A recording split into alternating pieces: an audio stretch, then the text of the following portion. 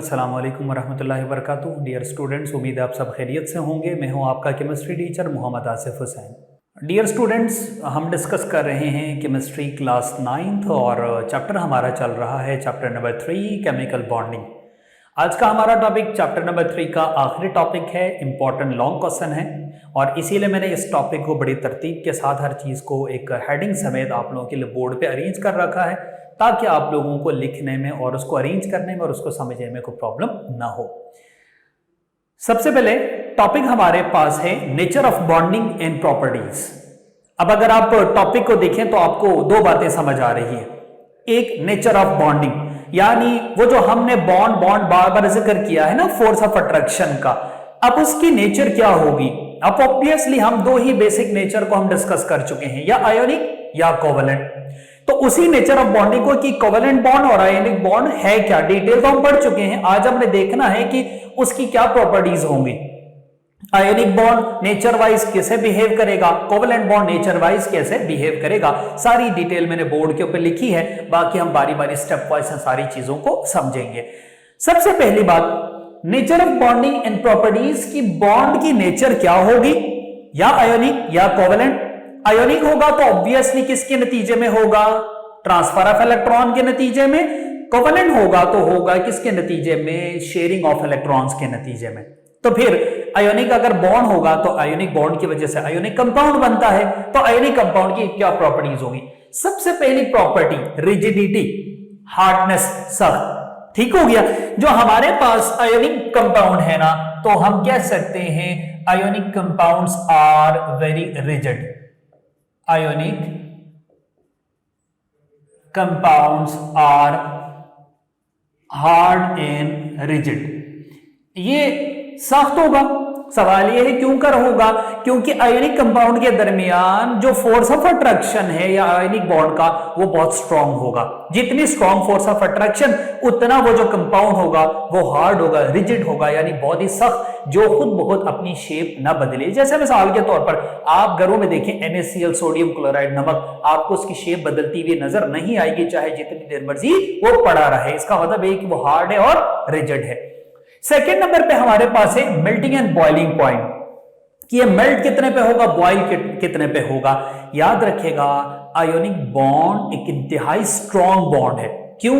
क्योंकि ये बनता है आयंस की वजह से, एक पॉजिटिव आयन एक नेगेटिव आयन की वजह से। जो पॉजिटिव और नेगेटिव आयंस के दरमियान फोर्स ऑफ अट्रैक्शन होगी तो वो इंतहाई स्ट्रॉन्ग होगी। तो जब स्ट्रॉन्ग फोर्स ऑफ अट्रैक्शन होगी ना, तो फिर वो आपके पास वो मेल्ट भी होगा बहुत हाई टेम्परेचर पे, बॉयल भी होगा हाई टेम्परेचर पे। तो हम कह सकते हैं कि high melting and boiling point due to strong force of attraction. जैसे मिसाल के तौर पर NaCl मेल्ट करता है 801 डिग्री पे, बॉयल करता है 1413 डिग्री सेंटीग्रेड पे। आप अंदाजा लगा दें 801 डिग्री पे ये मेल्ट होगा। नमक, अगर आप नमक को पिघलाना चाहते हैं, एक तो होता है ना डिसॉल्व होना, मैं उसकी बात नहीं कर रहा, अगर आप पिघलाना चाहते हैं तो नमक पिघलेगा 801 डिग्री पे और ये बॉईल करना शुरू कर देगा 1413 डिग्री पे, और जो कि नॉर्मली ऑर्डिनरी टेम्परेचर नहीं है, it's in extraordinary high temperature. तीसरे नंबर पे है ब्रिटलनेस। ब्रिटलनेस बुनियादी तौर पर आप इसको कह सकते हैं फ्रैक्चर होना। ठीक हो गया। केमिस्ट्री की जबान में ब्रिटलनेस क्या होता है, जब भी किसी मेटल के ऊपर आप या कंपाउंड के ऊपर फोर्स लगाते हैं, उसके ऊपर किसी चीज से आप जोर लगाते हैं, तो फिर उसके ना छोटे छोटे टुकड़े वहां से अलग होना शुरू हो जाते हैं, लेयर उतरना शुरू हो जाती है। तो वो दरअसल उसकी ब्रिटलनेस है। ये कैसे होगा, देखें मिसाल के तौर पर मेरे पास है ये एक आयोनिक कंपाउंड, और ये आयोनिक कंपाउंड आपको पता है ये पॉजिटिव, ये पॉजिटिव, ये पॉजिटिव, ये पॉजिटिव, ये पॉजिटिव, और उसके नीचे हमारे पास है ये ऐसे नेगेटिव नेगेटिव नेगेटिव। ठीक है, सॉरी, ये नेगेटिव चार्ज, ये नेगेटिव नेगेटिव नेगेटिव नेगेटिव। जैसे मिसाल ये सोडियम, ये क्लोरीन। अब अगर आप इसके ऊपर फोर्स ऑफ अट्रैक्शन लगाएंगे, इस लेयर के ऊपर या इस लेयर के ऊपर, तो फिर ये लेयर एक दूसरे के ऊपर ना स्प्लिट कर जाएगी। जब स्प्लिट कर जाएगी तो फिर क्या होगा, हमें कुछ यूं देखने को मिलेगा, लेट्स सपोज ऐसे, और अगली लेयर आपको देखने को मिलेगा ऐसे। ऊपर वाला पॉजिटिव चार्ज, नीचे वाला नेगेटिव चार्ज, ठीक है। लेकिन बहुत दफा ऐसा होता है कि अगर ना इस नेगेटिव पर वाले पॉजिटिव की जगह इधर भी नेगेटिव और इधर भी नेगेटिव आ जाए, लेट सपोज अगर हम कहते हैं कि हम इसको कुछ यूं समझते हैं कि ये नेगेटिव और ये नेगेटिव, अब अगर ऐसा हो कि दोनों नेगेटिव आमने सामने आए या दोनों पॉजिटिव आमने सामने आए, जैसे मिसाल के तौर पर इधर देखिए, हम इसको यूं कर लेते हैं, ये देखिए यहां दो पॉजिटिव आमने सामने, यहां दो नेगेटिव आमने सामने, तो सेम चार्जेस एक दूसरे को रिपल करते हैं, तो उस नतीजे में ये लेयर्स टोटली अलग हो जाएगी। और अगर ऐसा हो तो एक ऊपर वाली लेयर एक नीचे वाली लेयर, ये दोनों अलग अलग होने पे ये दोनों साथ जुड़ के नहीं रहेगी, ये यहां से टूट जाएगा, और उसके इस टूटने को हम कहते हैं ब्रिटलनेस कहा जाता है, या ब्रिटिलिटी इसको कहा जाता है। अगले नंबर पे है बेटा नॉन डायरेक्शनल। ठीक हो गया, नॉन डायरेक्शनल से मुराद क्या है, यानी इनकी जो बॉन्डिंग है ना उसकी कोई स्पेसिफिक डायरेक्शन नहीं है। मतलब आप देखिए NaCl, ये सोडियम और ये क्लोरीन, फिर ये सोडियम, फिर ये क्लोरीन, फिर ये सोडियम, फिर ये क्लोरीन, फिर यहां क्लोरीन, यहां सोडियम, फिर उसके बाद आपके पास यहां पे क्लोरीन, यहां पे सोडियम। देखें आपको कोई तरतीब देखने को नहीं मिल रही, कोई एक डायरेक्शन नहीं है। जबकि कोवेलेंट बॉन्ड की अगर हम बात करें ना, तो कोवेलेंट बॉन्ड में आपको एक स्पेसिफिक डायरेक्शन होगी। क्या डायरेक्शन होगी? कोवेलेंट बॉन्ड में या जो आपके पास कोवेलेंट कंपाउंड है उनमें पॉजिटिव और नेगेटिव, यानी पार्शियल पॉजिटिव पार्शियल नेगेटिव बिल्कुल आमने सामने होगी, तो फिर वो जाके एक दूसरे को अट्रैक्ट करेंगे। यहां पे बहरहाल ये होगा, कोई एक स्पेसिफिक आपको डायरेक्शन देखने को नहीं मिल रही। फिर उसके बाद है कंडक्टिविटी की दो तरह की, एक हीट और एक करंट। हीट और करंट को कंडक्ट करने में हम कह सकते हैं कि ionic compound is a very good conductor. Ionic compound बहुत ही जबरदस्त किस्म का कंडक्टर है। लेकिन यहां पे आपने दो बातें जहन में रखनी है, ठीक है। मैं यहां पे लिख देता हूं, अगर ये कंडक्टर है तो फिर क्या होगा, good conductor in molten form, अगर इसको पिघलाया हुआ होगा तो, but bad conductor at solid form, अगर ये सॉलिड फॉर्म में होगा तो ये करंट को अच्छे से कंडक्ट नहीं करेगा। क्यों? क्योंकि सॉलिड फॉर्म में इनके जो एटम्स है ना वो इतने क्लोजली बाइंड है कि एटम्स फ्री नहीं है, इलेक्ट्रॉन्स फ्री नहीं है। जब इलेक्ट्रॉन्स फ्री नहीं है तो करंट कंडक्ट करने की सलाहियत नहीं होगी, करंट्स आगे पीछे मूव नहीं करेंगे क्योंकि इलेक्ट्रॉन्स ने लेके जाना है। लेकिन जब हम उसको पानी में डालेंगे या उसको पिघलाएंगे, या लिक्विड फॉर्म में या मोल्टन फॉर्म में, तो जब उसको पिघलाया जाएगा तो फिर उसकी कंडक्टिविटी इंक्रीज कर जाती है। मिसाल के तौर पर नॉर्मल पानी बैड कंडक्टर है, और जो प्योर आपके पास NaCl सॉलिड फॉर्म में है ना, ये भी बैड कंडक्टर है। दोनों में से करंट उतना अच्छे से पास नहीं होता। लेकिन अगर आप पानी में नमक डाल देते हैं ना, तो फिर उस पानी में से करंट इतना फ्लुएंटली, इतना एक्सप्रेसिवली गुजर जाएगा ना कि वो जो पानी है उसमें खुदा ना खास्ता अगर कोई किसी का हाथ लगे तो शायद वो बचना भी मुश्किल हो जाए। क्योंकि जब उसके अंदर जब सोडियम क्लोराइड डाला जाता है ना, तो फिर क्या होता है, सोडियम क्लोराइड को वाटर चारों तरफ से घेर लेता है। सोडियम क्लोराइड का पॉजिटिव वाटर के नेगेटिव के साथ, सोडियम क्लोराइड का नेगेटिव वाटर के पॉजिटिव के साथ एक फोर्स, एक बॉन्ड बनेगा, और फिर वो करंट को कंडक्ट करेगा। जब करंट कंडक्ट करेगा तो वो गुड कंडक्टर कहलाएगा। सो सॉलिड फॉर्म में बैड कंडक्टर, मोल्टन या लिक्विड फॉर्म में वेरी गुड कंडक्टर कहलाता है। ठीक, उसके बाद बारी आती है सोल्यूबिलिटी की। याद रखिएगा, आयोनिक कंपाउंड पोलर में बहुत अच्छे से डिसॉल्व होता है। क्यों कर होता है? देखें, सबसे पहले मैं यहां पे एक इक्वेशन लिखने लगा हूं, NaCl प्लस H2O। अगर मैं वाटर को वाटर के अंदर NaCl डालता हूं तो फिर होगा क्या, मेरे पास कुछ इस तरह की कैफियत हो जाएगी। ठीक हो गया। एक तो मेरे पास ये हो जाएगा कि ये सोडियम इधर पॉजिटिव चार्ज और क्लोरीन इधर नेगेटिव चार्ज। अब सबसे पहले वाटर का एक मॉलिक्यूल देखें, ये वाटर का एक मॉलिक्यूल है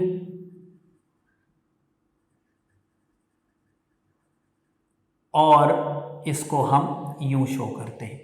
ये ऑक्सीजन है नेगेटिव चार्ज, ये ऑक्सीजन है नेगेटिव चार्ज, ये हाइड्रोजन है पॉजिटिव चार्ज, तो सोडियम का बॉन्ड इसके साथ बनेगा। फिर उसके बाद ये देखें,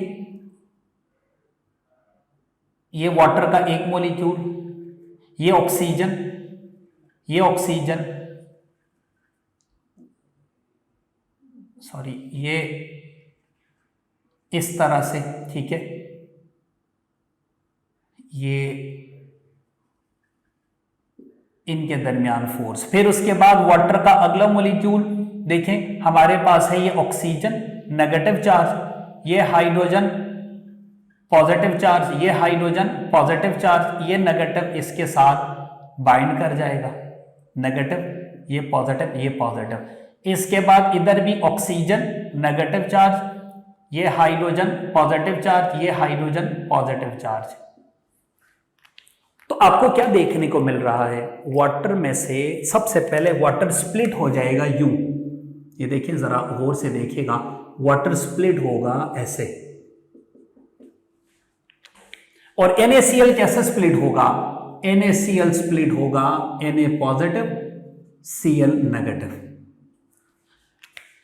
अब सोडियम को वाटर मॉलिक्यूल का जो ऑक्सीजन है ना वो चारों तरफ से घेर लेगा, sodium positive oxygen negative, sodium positive oxygen negative. दूसरी तरफ क्लोरीन के साथ देखें, क्लोरीन में से कुछ यूं हमें देखने को मिलेगा, ये सबसे पहले एक हाइड्रोजन, ये दूसरा हाइड्रोजन और ये ऑक्सीजन, ये पॉजिटिव ये नेगेटिव, क्लोरीन इनके दरमियान फोर्स।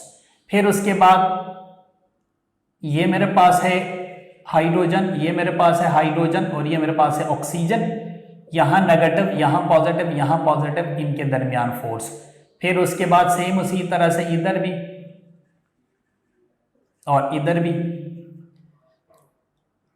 यहां पॉजिटिव यहां नेगेटिव इनके दरमियान फोर्स। इसी तरह से ये पॉजिटिव ये नेगेटिव यूं। अब आपको क्या देखने को मिल रहा है कि सोडियम भी हाइड्रेटेड है, सोडियम को भी हाइड्रोजन ने घेर रखा है और क्लोरीन को भी हाइड्रोजन ने घेर रखा है, यानी हाइड्रेटेड से मुराद वाटर ने। ठीक है, तो ये कहलाता है हाइड्रेटेड सोडियम, यानी a sodium which is surrounded by hydrogen, और ये क्लोरीन हाइड्रेटेड क्लोरीन। ठीक है, ये दोनों बातें आपकी बुक में लिखी हुई है, hydrated chlorine, a chlorine which is surrounded by hydrogen water, और ये hydrated sodium, a sodium which is surrounded by water। तो इस तरह से ये सोल्यूबल होता है। तो ionic compound is very good soluble in polar substance, ये है पोलर सब्सटेंस वाटर। क्लियर हो गई बात। अब आ जाते हैं कोवेलेंट बॉन्ड की तरफ। अब हमने आयनिक बॉन्ड को पढ़ लिया, अब नेक्स्ट हमारे पास है कोवेलेंट बॉन्ड। सबसे पहली बात, कोवेलेंट बॉन्ड बनता कहां पे है? जब भी हम पीरियोडिक टेबल को देख रहे हैं ना, तो आपको पीरियोडिक टेबल के ना दो साइड्स होती है, एक राइट साइड और एक लेफ्ट साइड। ठीक हो गया। राइट साइड पे आपको वो ग्रुप्स मिलेंगे जिनके आउटर मोस्ट शेल में 5 इलेक्ट्रॉन हो, 6 इलेक्ट्रॉन हो, 7 इलेक्ट्रॉन हो, 8 इलेक्ट्रॉन हो। ठीक हो गया। जैसे मिसाल के तौर आपके पास नाइट्रोजन वगैरह, ऑक्सीजन वगैरह, आपके पास कार्बन, क्लोरीन वगैरह, फ्लोरीन वगैरह, हीलियम वगैरह, ये मिलेंगे। ये सब के सब क्या बनाते हैं? कोवेलेंट बॉन्ड्स बनाते हैं। ठीक हो गया। यानी हम यहां पे कह सकते हैं, पहली तो इसकी डेफिनेशन है, कहेंगे it is formed by the mutual sharing of electrons. ठीक है। हाँ, ये हमें कहां पे देखने को मिलेगा? जब भी दो एटम्स के दरमियान या तीन एटम्स के दरमियान इलेक्ट्रॉन्स की शेयरिंग होती है तो उस शेयरिंग के नतीजे में हमें देखने को मिलता है कोवेलेंट बॉन्ड, और कोवेलेंट बॉन्ड से जो कंपाउंड बनेगा वो कोवेलेंट कंपाउंड। कोवेलेंट मॉलिक्यूल्स ना पीरियोडिक टेबल में आपको देखने को मिल जाता है, जैसे मिसाल के तौर पर नाइट्रोजन में, ऑक्सीजन में, फ्लोरीन वगैरह में। लेट सपोज अगर हम बात कर लेते हैं ऑक्सीजन की, तो हमने पीछे पढ़ा हुआ है ऑक्सीजन के आउटर मोस्ट शेल में 6 इलेक्ट्रॉन्स। तो ये ऑक्सीजन किसी दूसरे ऑक्सीजन के साथ बॉन्ड बनाएगा। कौन सा बॉन्ड बनाएगा? ये देखिए, ये ऑक्सीजन डबल कोवेलेंट बॉन्ड, और इसका सामना करेगा दूसरी जो सेकंड दूसरी तरफ ऑक्सीजन है वो। ठीक है, तो ये देखें, ये डबल कोवेलेंट बॉन्ड बन रहा है, और ये हमारे पास बनेगा O2, इसी तरह से N2, H2। ठीक है, ये सब के सब है कोवेलेंट बॉन्ड। और आपको ये पीरियोडिक टेबल के राइट साइड पे जितने भी आपको एलिमेंट्स देखने को मिल रहे हैं ना, मैं फिर से बता रहा हूं, जिनका ग्रुप नंबर 5 हो, ग्रुप नंबर 6 हो, ग्रुप नंबर 7 हो, ये सब के सब बनाते हैं कोवेलेंट बॉन्ड बनाते हैं, और उनके कोवेलेंट बॉन्ड की वजह से कोवेलेंट कंपाउंड बनता है। इनकी प्रॉपर्टीज क्या है? कोवेलेंट बॉन्ड की प्रॉपर्टी है लो डेंसिटी। ठीक हो गया। लो डेंसिटी क्यों है? Due to weak force. Ionic bond strong force है, तो आयोनिक बॉन्ड स्ट्रॉन्ग फोर्स होने की वजह से उसकी कंपाउंड की जो बिहेवियर है ना, उसमें भी स्ट्रेंथ आ जाती है। लेकिन प्रॉपर्टीज में अगर हम कोवेलेंट बॉन्ड की बात करें तो लो डेंसिटी और लो बॉइलिंग पॉइंट दोनों के दोनों किसकी वजह से है? क्योंकि कोवेलेंट बॉन्ड वीक बॉन्ड है, स्ट्रॉन्ग नहीं है। तो बॉन्ड वीक होगा तो वो जल्दी टूटेगा भी, जल्दी मेल्ट भी करेगा, जल्दी बॉयल भी करेगा। यही वजह है आपको ऐसे कोवेलेंट कंपाउंड्स देखने को मिलते हैं जो अपने आप एवापोरेट कर जाते हैं, वोलेटाइल, जिनको जरा सा टेम्परेचर मिले धूप में रखने पे वो वोलेटाइल हो जाते हैं, एवापोरेट कर जाते हैं, जैसे ब्रोमीन है। जैसे मिसाल के तौर पर आप नॉर्मल रूटीन में पेट्रोल वगैरह को देखें तो उसमें भी आपने देखा होगा वो भी वोलेटाइल है। जरा सी धूप पड़ेगी या जरा सी रोशनी उसको मिलेगी, थोड़ा सा टेम्परेचर मिलेगा तो वो एवापोरेट कर जाता है, उसे कहते हैं वोलेटिलिटी। हाँ, बहुत सारे हैं आपको जो सॉलिड फॉर्म यानी कोवेलेंट कंपाउंड आपको सॉलिड फॉर्म में भी देखने को मिलेगा, लिक्विड फॉर्म में भी देखने को मिलेगा, गैसियस फॉर्म में भी देखने को मिलेगा। लेकिन आपने 3 बातें जहन में रखनी है। गैसियस फॉर्म में होगा तो वो वीक कोवेलेंट बॉन्ड होगा, सॉलिड फॉर्म में होगा तो वो स्ट्रॉन्ग कोवेलेंट बॉन्ड होगा, लिक्विड फॉर्म में होगा तो वो मॉडरेट कोवेलेंट बॉन्ड होगा। यानी स्ट्रेंथ अगर कोवेलेंट बॉन्ड की ज्यादा होगी सॉलिड, कम होगी गैस, और अगर नॉर्मल होगी तो लिक्विड। ये 3 आपने कैटेगरी जहन में रखनी है। देखिए, बहुत से सॉलिड्स है, कार्बन है, फास्फोरस है, सल्फर है, जो कोवेलेंट बॉन्ड बनाते हैं और स्ट्रॉन्ग कोवेलेंट बॉन्ड बनाता है सॉलिड की सूरत में। ठीक हो गया। अब आखिरी बात आपके पास आ जाती है कि जो कोवेलेंट कंपाउंड्स में से एक कोवेलेंट कंपाउंड आपके पास कार्बन बनाता है, और कार्बन के ना एलोट्रोप से, एलोट्रोप से मुराद ये है कि जिनके पास आपको एक से ज्यादा फिजिकल फॉर्म में नजर आए, एलिमेंट एक हो लेकिन वो एक से ज्यादा फिजिकल फॉर्म में नजर आए। जैसे आपको कार्बन कोल की सूरत में भी नजर आएगा, डायमंड की सूरत में भी नजर आएगा, ग्रेफाइट की सूरत में भी नजर आएगा। सबसे पहले कोल एक एमरफस सॉलिड है, यानी जिसकी कोई स्पेसिफिक शेप नहीं है। अगर आप आम रूटीन में कोल को देखते हैं तो घरों में हम लोग सीख वगैरह बनाने के लिए, तकिया वगैरह बनाने के लिए कोल लेके आते हैं, तो आपने देखा होगा उसकी कोई प्रॉपर शेप नहीं है, रैंडम सी शेप है।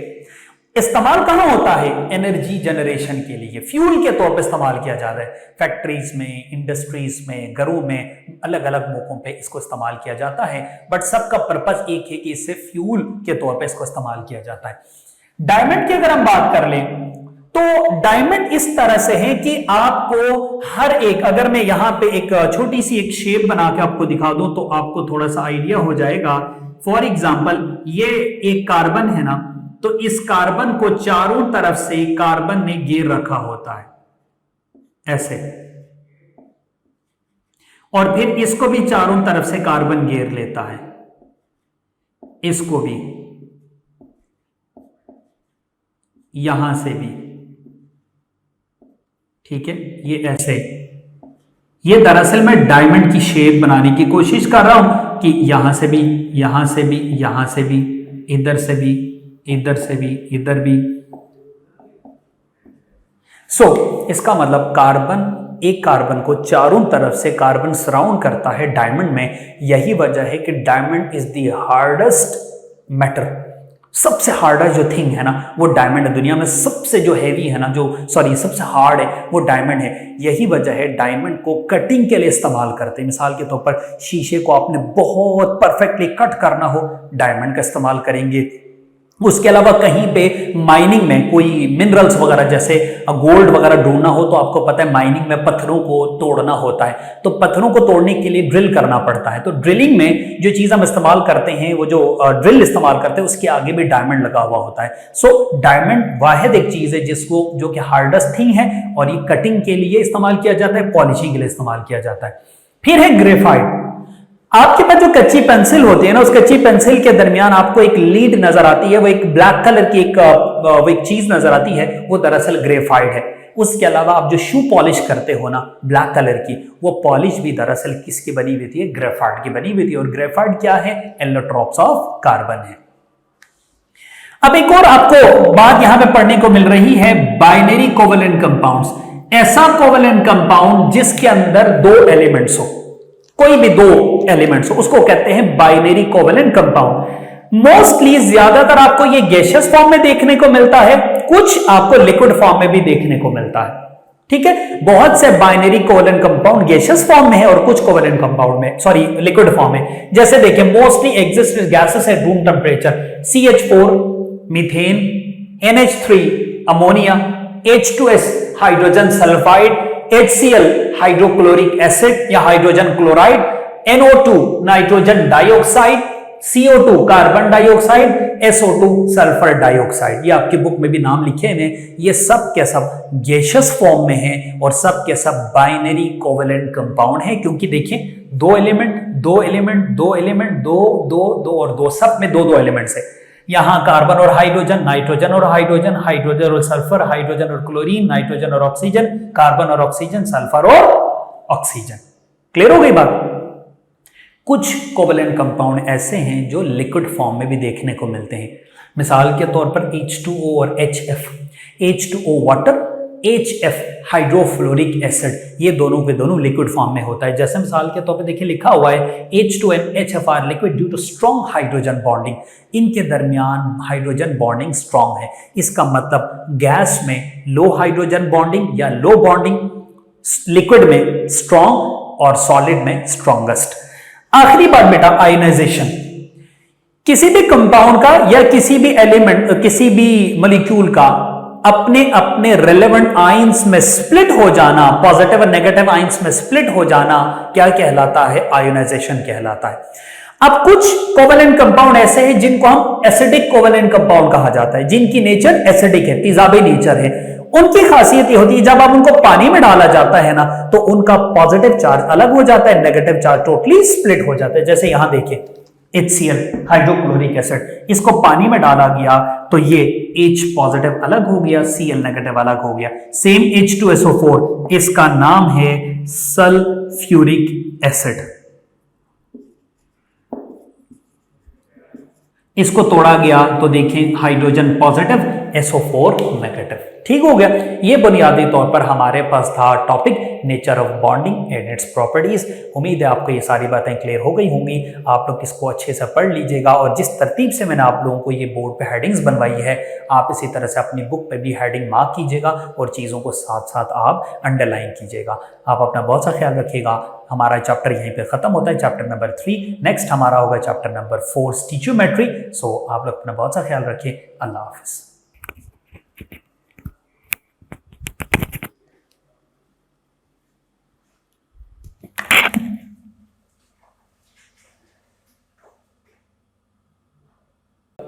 या ऑक्सीजन या फ्लोरीन।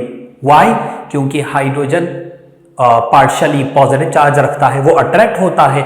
ऑक्सीजन, नाइट्रोजन और फ्लोरीन अट्रैक्ट करते हैं क्योंकि वो इलेक्ट्रोनेगेटिव एलिमेंट्स है।